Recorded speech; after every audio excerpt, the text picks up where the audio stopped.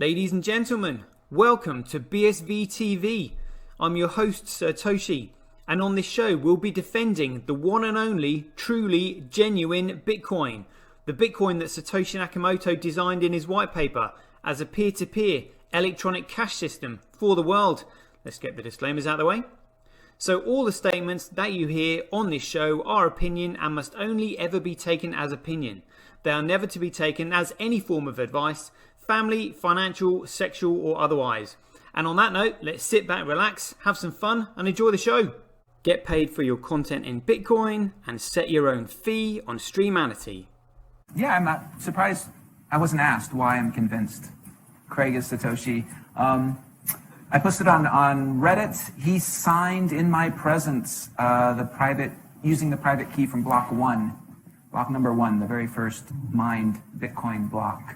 On a computer that I'm convinced had not been tampered with, on software I'm convinced that had not been tampered with, a message of my choosing. At Enchain, we've just funded a number of universities doing, so far, a test up to 1 gigabyte because it validates what we've already done independently. We've tested up to 380 gigabyte blocks. We've tested 1 million transactions a second and transaction sizes up to 20 megabytes. Super complex scripts. Basically ones that can run operating systems. That's all of global commerce times about 50. On top of that, we can have complex scripts. On top of that, we can scale each of those transactions 1,000 times, which effectively means about 1 billion transactions per second, which means we can then have all derivatives, all complex trades. That means high frequency trading. It means everything that happens globally. Is the market that effectively BSV is going for, is that global e-commerce, which is currently valued at $29 trillion? No, that's too small. Buy and sell Bitcoin instantly at bsvgravity.com. And you can now book and pay for your winter holiday at skibsv.com. Alrighty people, good afternoon, welcome to Satoshi TV, aka Bitcoin SV TV, aka it's just Bitcoin TV, really. But yeah, few things to get on with today, so let's do it. First thing to look up, look what I found. Check it out. When you do a little bit of digging, I've said here Tether, USDT, made their last print of $1 billion on the 1st of June 2021.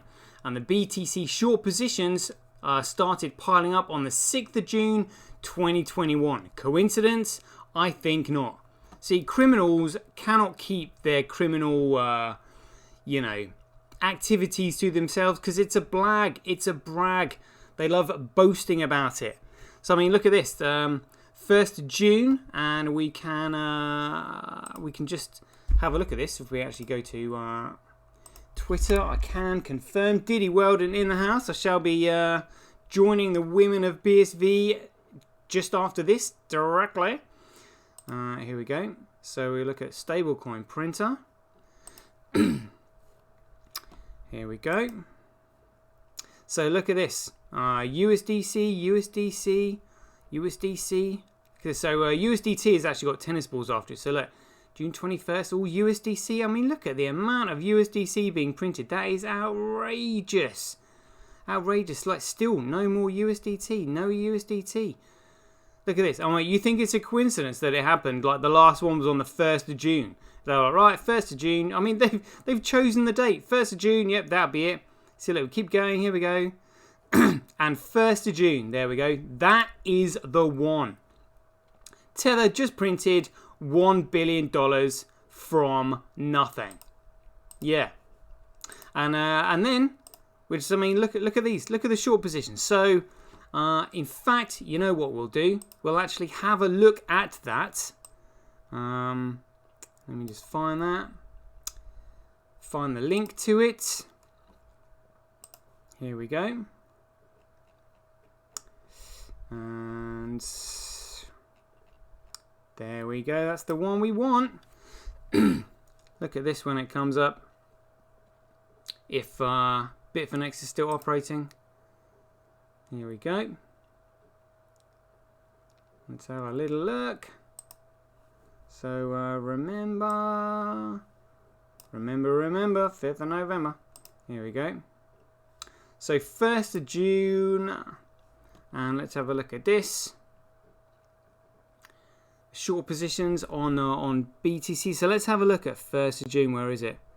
So June 4th, 3rd, 2nd, 1st. Here we go. So short ratio 2.2% on the 1st of June. Now let's have a look at this carefully. We'll move it across. When did it start going up? 2.3 on the 2nd of June. 2.4. 2.5 on the 3rd. 2.6 on the 3rd. 2.7 on the 3rd. Back to 2.6, 2.4, 2.5, 2.5, 2.6. Now this is where it starts to rocket. Look at that. 5th of June, just 5 days after that, it's gone up to 3%. 2.9, it's hovering around 3%. 3.1, 3.2, 3.3, 3.4, and then look at that. 4.9, and it just absolutely rockets. 8, 9, 12%. Look, they knew something was happening. Look, a ratio of 13% when it was usually around 2, and then boom, look at that, shot up to almost 30%. That is insane. And the price, which is in the blue there, you can see is not tracking these short positions at all. They knew something was coming. They knew something was up. Look, even when the price was kind of like going up. Look at that. 34% short positions. Literally just after Tether did their last print. And there's no more Tether coming in. I mean, it looks like we've got like a slight price bounce there. They've put in more shorts. 8.9% short ratio still on CoinGeek. That makes me suspect that there could still be more to come. That might just simply be what they call a dead cat bounce. I mean, look, yeah, short ratio, like 9%. That's huge on a market cap the size of CoinGeek. Dear, oh dear. Honestly, you've got to laugh sometimes. You've got to laugh. Oh my god. So, just saw this tweet by Ruthie here. She goes, here we go. Bank of England tells ministers to intervene on digital currency programming. Digital cash should be programmed to ensure it is only spent on essentials. What? Or goods which an employer or government deems to be sensible. Oh my god, it's like China coming in all over again. So if you click on this article, it takes you to Cointelegraph, where you can't actually read it all. Oh, can we? Can we? No, there we go. So you have to pay to read this, so join up a subscription. But I've actually found an article. This is it. This is the article. So we're going to have a look at this. Bank of England tells ministers to intervene on digital currency programming. The Telegraph UK by Tim Wallace. Luckily, we don't have to pay for this one. So the Bank of England has called on ministers to decide whether a central bank digital currency should be programmable, ultimately giving the issuer control over how it's spent by the recipient. I mean, this is like rationing all over again. I would suspect the only reason for this would be the fact that they know a massive recession is coming. And the only reason a massive recession is coming is because of the amount of fiat printing that they've done. Because fiat has no value whatsoever. The only thing that gives it velocity is the interest rate that they put on it. The interest rate is just simply made up out of nothing to strike the fear of God into people, a sense of fear. So there's consequences if they don't pay it back. But we've all seen, the United States government, Joe Biden just saying, yeah, we're just going to print another $6 trillion. Well, why do you need to collect taxes from anybody if you can just simply print it? And in fact, what we'll do was have a quick listen to Alan Greenspan here. One of my favourite quotes. Here we go. Show videos. Right, let's find Alan Greenspan. There we go. Got it. Have a listen.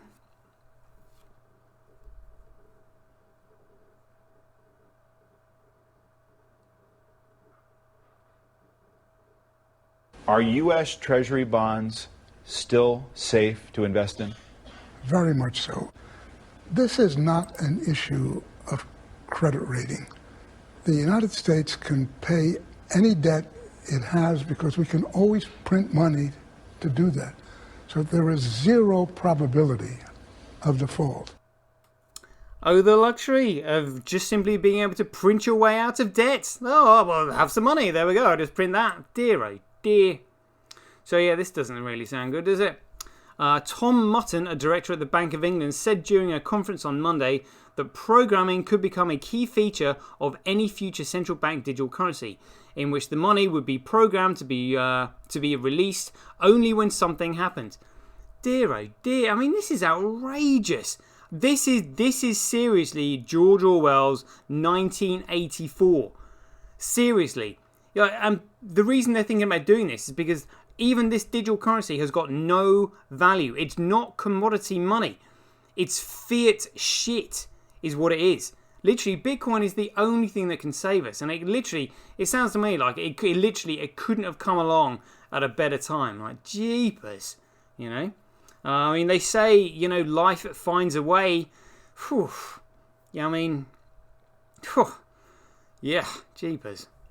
So he said, you could introduce programmability. What happens if one of the participants is a transaction, puts a restriction on future use of money? There could be some socially beneficial outcomes for that, really.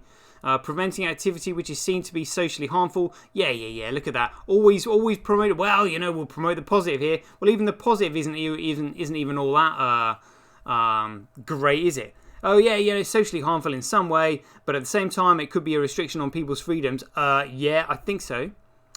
He warned that the government would be required to intervene and make the final decision. That's horrendous.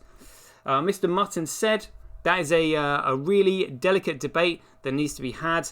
It's not something we can settle ourselves. That is for the government to lead on. A digital currency could make payments faster, cheaper and safer, but also opens up new technological possibilities, including programming, effectively allowing a party in a transaction, such as the state or an employer, to control how the money is spent by the recipient. That is outrageous. That is outrageous. One potential use could be control over benefits payments, said Sandra Rowe, Chief Executive of Global Blockchain Business Council. That sounds like a scam. She compared a programmed digital currency to the US system of paying benefits in vouchers, as it could have a similar goal of restricting the recipient to buying only essentials such as food with the money. Earlier this month, Sir John Cunliffe, a deputy governor at the bank said digital currencies could be programmed for commercial or social purposes, even down to the way children spend pocket money. Good grief. That's absolute control. That is outrageous. He told Sky News, you could think of smart contracts in which the money would be programmed to be released only if something happened. You could think of giving your children pocket money, but program the money so that it couldn't be used for sweets. There is a whole range of things that money could do, programmable money, which we cannot do with the current technology. I mean, this is absolutely outrageous. Money with a central point of authority or control has got no value whatsoever. Literally none. Literally none. Oh my God. And Her Majesty's Treasury spokesperson said programmability is a potential feature of a central bank digital currency. Outrageous. No value in that whatsoever. I wouldn't touch it with a barge pole. The task force is coordinating the exploration of a potential CBDC, and no decisions have been taken on whether to introduce a CBDC in the UK or its design. Good God, absolutely terrifying, to be honest with you, if you ask me. Oh my God. Oh my God, like literally. Oh dear. Anyway, time for some jovial stuff. Check this out. Saw this tweet from Max sent me this through. This is Nassim Taleb giving these BTC shitcoiners some what for. So he said here, just a sample of the intellectual level of BTC promoters. They can't get elementary stuff from my paper. The point of an absorbing barrier is that it gets absorbed. The expectation is the absorption level times absorption at the limit t to infinity, or to, I suppose it's infinity 0, whatever. So this guy, Matty Mayer, I've heard of him before. Can't remember who he is, but some big name in BTC. He goes, have you made a bet against Bitcoin yet? Skin in the game or just academic papers? He said here, I block idiots. Sorry, nothing personal. I mean, he's beginning to realise that all these BTCers are just absolute effing idiots. Like, literally effing idiots. Quite unbelievable. Yeah, I mean, it's quite shocking, really, when you realise how many idiots there actually are. It's quite disheartening in a way, but yeah, I'm glad I'm not one of them. So, I saw this article just now on CoinGeek. Check this out. What is this? BSV is not slowing down. CoinGeek TV premieres with Calvin Ayre and Conor Murray. Cool. CoinGeek TV. All right. So now we're actually going to have, like, you know, regular TV to watch on Bitcoin. Excellent.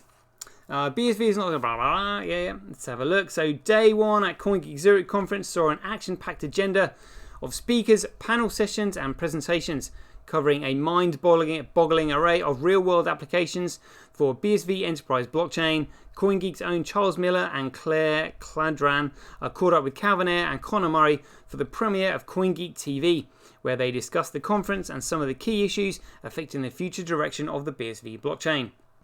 Ayre, founder of Ayre Group and CoinGeek, first spoke of his morning sessions, highlights including Steve Shadders demonstrating 50,000 transactions per second volumes. Nothing that Shadders himself said he had witnessed as much as 100,000. Noting that Shadders himself said that he'd witnessed as much as 100,000 transactions per second. A first in the market. Ayre said that was the definitive proof that the BSV blockchain actually works as intended and has the technological prowess to deliver the solutions needed for enterprise scale. He said it means people can no longer suggest that Bitcoin SV isn't real. It's here and it's already beginning to make waves. Ayre also pointed out how Switzerland was a key strategic location for the BSV network, not just as a launch pad to German-speaking markets, but also as an emerging hub for the sector, as the location of Bitcoin Association, Tau Distribution Information Technologies, and Enchain and others. Zurich was also a natural choice for CoinGeek conference, helping put BSV blockchain onto the on the map in the region. Excellent. Asking about the impact of C19 restrictions on events like a CoinGeek conference, Ayre said it was fortunate that the ecosystem had continued to grow strongly throughout the period, with influential developers still able to carry on their work from home. Emerging at the other side of the pandemic, he said, he had consolidated the number of influencers in the government and enterprise who understand BSV blockchain's value lies in its utility, the blockchain of choice for enterprise scale projects. Quote here, I don't really think that there's been much of an impact because the ecosystem keeps moving ahead with people working at home. So I don't think there's a major impact, Ayre said. I think coming out of the pandemic, though, we've consolidated the number of influencers in government and enterprise to understand why this blockchain is different than the crypto space, of course. BSV isn't crypto at all, it's a utility blockchain, enterprise scaling utility blockchain. So I think we're going to come out of here and you'll see a tipping point. We're going to get a lot more attention from mainstream media. Oh, excellent stuff. I'm excited for what's coming ahead, but I don't think the pandemic really slowed us down. Notably, some delegates from the IBM attended the conference. I didn't know that. To learn more about BSV, though Ayre conceded it was not yet a critical mass with big business due to linger confusion about how BSV differs from BTC. In Ayre's words, the speculative side of BTC and token trading was an unfortunate offshoot of the original invention of Bitcoin, which in itself was created to solve data challenges. Ayre predicted more big businesses would join the next conference in New York in the same way as IBM to learn more about what BSV blockchain has to offer. Wow, that's big. That's big. Sounds like something my girlfriend said. He was joined in the morning interviews session by Conor Murray of Brightview. Murray began by saying the debate around scaling Bitcoin is as old as Bitcoin itself. He praised Calvin Ayre specifically for being the reason BSV took the lead on scaling, as was always intended through the founding white paper. He described the sheer number of companies currently using BSV blockchain for data or for payment use cases as incredible, and he said he was amazed at the progress of the BSV community in the BSV community since the early days. Despite the roadblocks placed there by others, he said he's very excited for the future trajectory of the BSV network. Quote here, I think that this space has evolved so rapidly and it's not slowing down. The amount of companies that are leveraging the global blockchain for data use cases, for payment use cases is actually incredible, Murray said. I actually am amazed at how far we've come since the first BSV conference in London. You know, BSV has not slowed down despite the roadblocks that people try to put in front of it. I'm excited for where BSV is and where it's going. Awesome, awesome. Yeah, I can feel my voice going, so I want to get through other articles, but that sounds brilliant. Brilliant. Yeah, loving that. CoinGeek TV. Sign me up. So I saw this one. This one looks quite funny. Check it out. What's this one about? Satoshi's loyalty reward token. 2 hours ago by Patrick Thompson. When you hold Satoshi's ZAT coin, you earn 10% interest paid in BSV on your ZAT holdings on January 9th every year. And you save 10% off anything purchased made at Satoshi's shop. Oh, let's have a look then. One of these Frank Muller watches maybe. Check it out. Ah, Frank Muller Nakamoto coin. All right. Oh, Gorilla coin. That's fun. They got bananas on the other side of it. That's quite funny. I appreciate that humour. Very good. Very good. Alrighty. So 10% each year for ZAT holders paid in BSV. 10% discount on all products at a Satoshi shop. Alright, cool. ZAT is the latest loyalty reward utility token to launch on BSV Enterprise blockchain, and owning ZAT brings you numerous advantages, especially if you buy precious metals and art from the infamous Satoshi. That's true, he's an artist. I haven't seen any artwork for a while though, but that's how I first met him, when he was creating art. Creating the ZAT token has been an idea of mine for a while now, said Satoshi when I asked him what inspired him to launch the ZAT. I saw many great people in BSV launching their tokens on BSV and decided to wait for the right time for me. ZAT is a way to encourage people to ultimately use their tokens if they wish to, or still be rewarded if they just want to hold them too. I'm not a fan of, it's not real utility there, is it? It's a what do you call it? It's a voucher scheme. Effectively, is what it is. Voucher scheme that goes up as you get more people involved in the voucher scheme. But each to their own. Each to their own. I would say let's stay. I wonder if that's on the morning run. Let's have a quick look. Morning run. I'll have a look at ZAT token. Whoa! What is this? Are you shitting me? Is this a 48,804 trading volume? What? Purchases 266 ZAT tokens. Price? Are you kidding me? What's this? Is that a price of $1,202? Are you shitting me? And what's this? BSV? Oh, is that genuine BSV? No, it can't be. Market cap, yeah. Oh, what on earth? Seriously, people? Seriously? That's crap. That's designed to just simply sucker people in. Look. Supply. Oh, is it genuine? What's the current circulating supply of genuine Bitcoin? Oh, maybe they actually have put BSV on there. That would explain the increase in the 24-hour trade volume. So 18,767,189. Let's have a quick look at that then. Here we go. Coin cap. Let's have a look.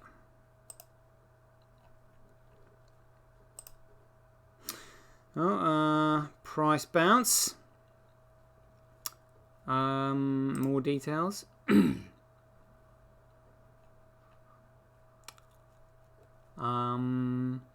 Supply, 18.77 million. Oh, so maybe it is a genuine Bitcoin that they've actually listed on there. Who knows? Yeah. So that would explain the trade volume. Fair enough. So let's carry on here. Yeah, so that was Satoshi's loyalty scheme. And let's have a look at Centbee here. Centbee's mint money joins a regulatory sandbox. Here we go.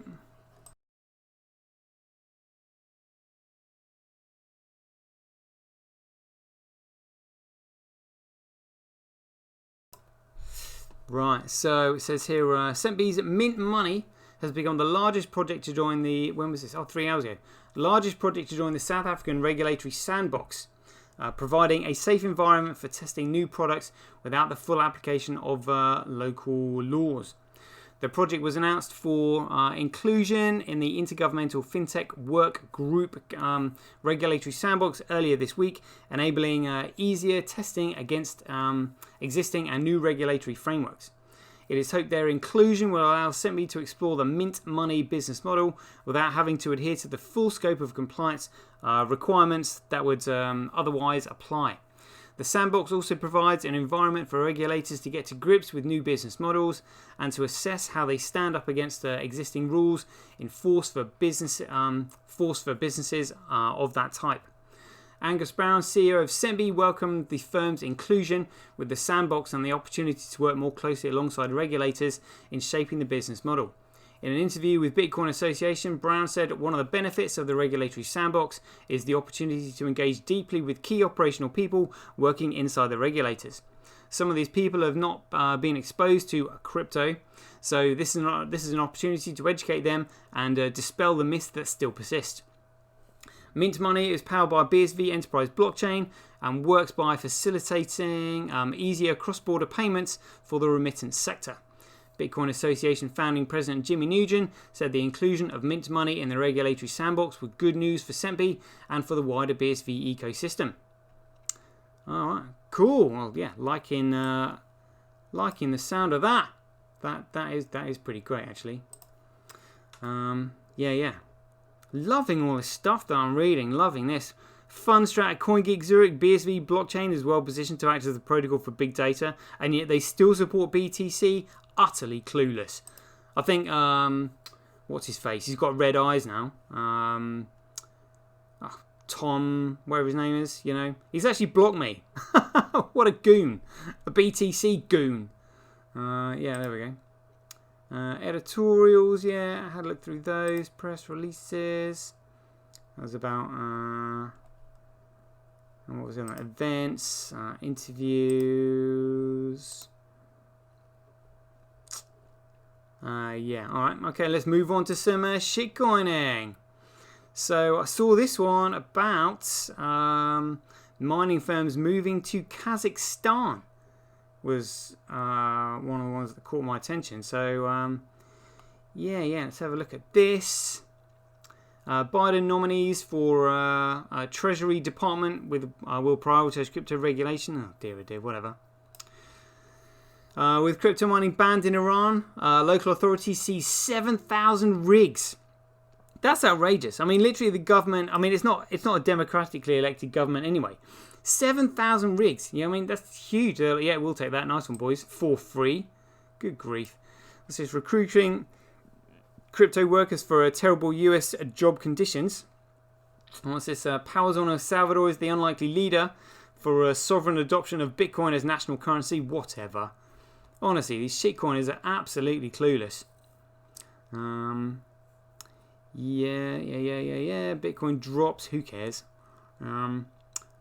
Denied electricity. The world's fifth largest mining pool leaves China for Kazakhstan. Let's have a look. So I have heard about Kazakhstan and their energy. A long time ago. So yeah, there we go. Let's see what it says here. So a crypto mining pool, BTC.com, is leaving China after local authorities withdrew its power supply. BTC.com, a major crypto mining pool that is operated by Bit Mining and owned by the New York Stock Exchange listed Chinese lottery service provider 500.com, has announced the successful relocation of its first batch of mining machines to Kazakhstan. BTC.com was founded by Jihan Wu and was operated by Bitmain and Bitdeer until its acquisition by 500.com this February. As of the time of writing, this pool is the world's 5th largest, validating 10.4% of the blocks on the Bitcoin blockchain. The relocation comes after the company was notified by the state grid in Western Sichuan province that the power supply serving one of its local data centers would be suspended immediately. In its announcement yesterday, Bitmining stated. So we know about all that. But so now we know they are moving to Kazakhstan. I'm sure Borat will be delighted to welcome them over there. I saw another one on here. Oh my god, DeFi, absolute crap. Visa, PayPal joined Crypto VC Blockchain Capital's new $300 million fund. Yeah. What's this? MicroStrategy falls with that's Corecoin, holds at break-even point looms. Oh dear. Fireblocks being sued for allegedly losing over $70 million of ETH. How on earth have they done that? Good grief. More scamminess. Fireblocks employee allegedly did not protect or back up private keys to a digital wallet, which were then deleted. Oh dear. Crypto custody provider Fireblock is being sued by a company claiming it lost access to more than $70 million worth of Ethereum, according to a report by Catalyst. Fireblock said it is investigating the issue. Crypto Stake, a platform Stakehound, filed a lawsuit against Fireblocks at the Tel Aviv District Court on the grounds of alleged negligence. So again, it's all these shitcoiners saying that they don't want regulation in the space, but as soon as somebody, as soon as they lose any money because somebody's been a goon or a douchebag because they're not regulated, the first thing they go to is the law. This is crazy. A Fireblocks employee allegedly did not protect or back up the private keys to a digital wallet, which were then deleted, preventing a Stakehound from accessing its assets.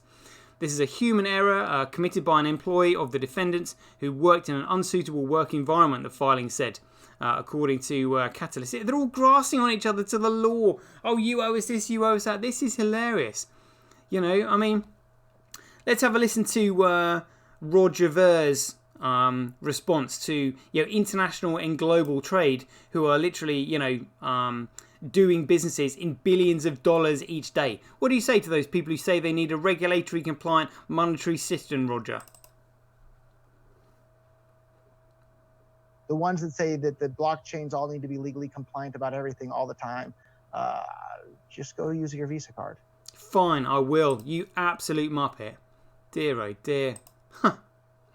Let's see what else there was here. Yeah. I mean, look, what is Sushi Swap? Who gives a shit? Well, actually, I know what it is anyway. Because I have a fundamental understanding of Bitcoin, I don't even need to read all this crap.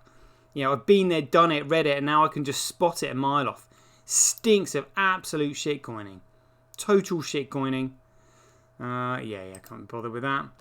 And look at this. We've still got this 135k for December. Stock to flow creator lays out Bitcoin's worst case scenario for 2021. Oh dear. And financial advisor Rick Eldman sees tremendous investment opportunities in Bitcoin. Is that right?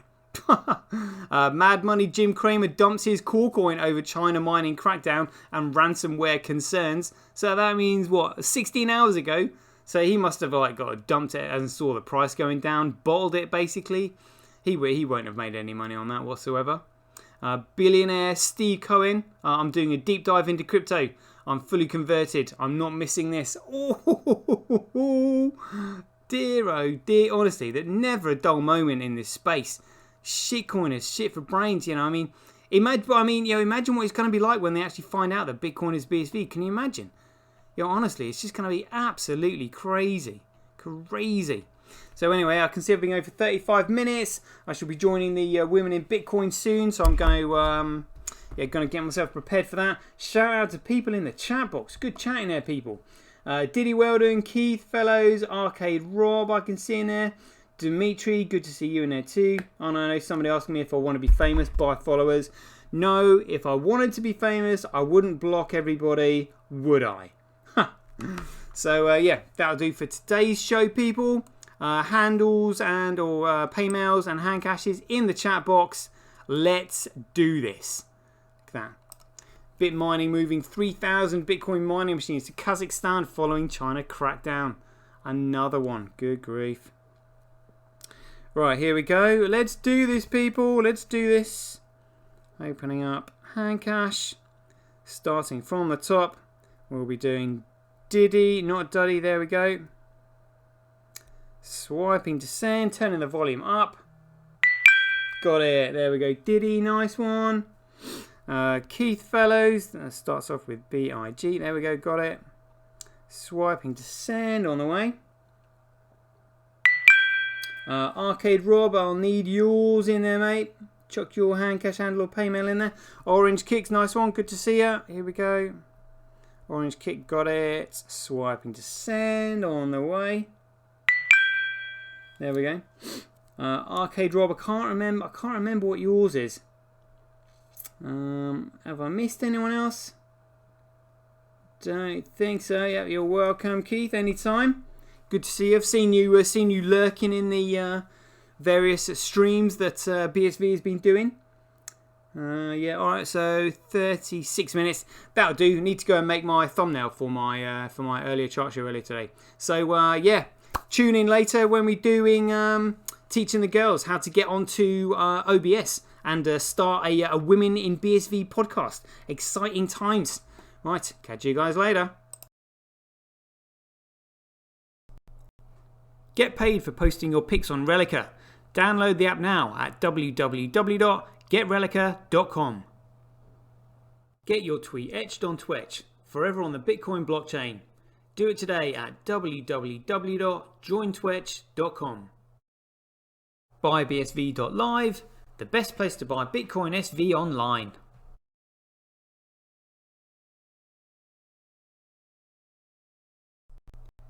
Support independent content creators on micropayment platforms such as Streamanity, Twitch and Relica.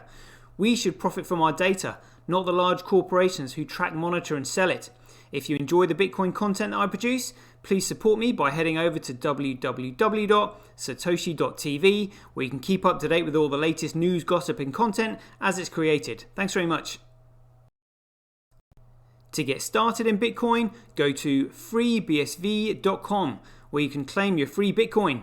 Then head over to Twitter and follow @IamSatoshi, where you can take part in his very generous and world famous free giveaways. The future of advertising meets the power of Bitcoin at Tonic Pow.